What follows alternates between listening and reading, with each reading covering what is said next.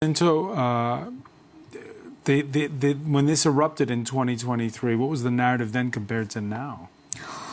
Well, I think for the people who understood the narrative, it was pretty clear. And as both our guests have said, this is the Northeast state, and it's an intricate tapestry of groups and communities.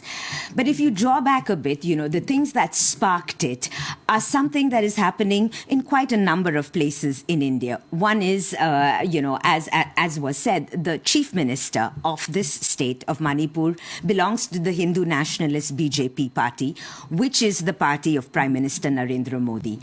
There was the same issues which are constantly used but developed differently in different parts of India.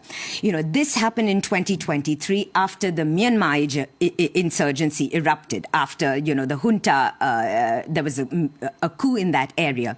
There was a narrative in these border states, the same narrative that is used. What is the identity of a Manipuri? There was the fear of the outsider. There's always the fear of the outsider, that the refugees are going to come into Manipur. Then there's the issue of resources and protecting resources and who has access to these resources. So it was a matter of, India's form of affirmative action is very nuanced and calibrated. Yeah, and when you have that status as for your community, it means you have a certain number of civil service jobs that are put aside for your community. Exactly, and and these lines, these tension lines, run right through Indian society, in every part of Indian society.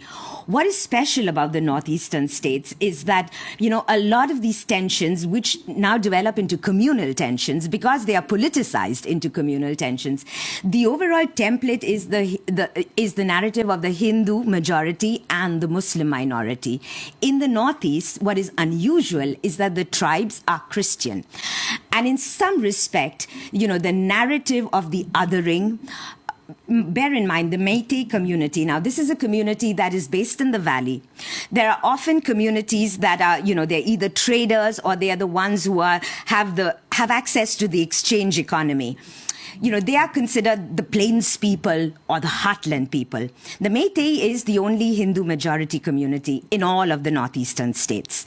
And and the chief minister of Manipur, who's supposed to serve the Hindu majority community in the valley as well as the hill tribes who are Christian, started an extremely divisive discourse, in a state that borders Myanmar that has a huge drug trafficking problem. He started branding one community as narco-terrorists, the same stigmatization that happened.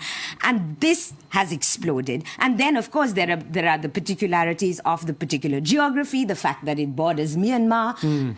And what's happening now is what the center has always done with the periphery, sort of overlook it and deal with it as a law and order issue. Yeah,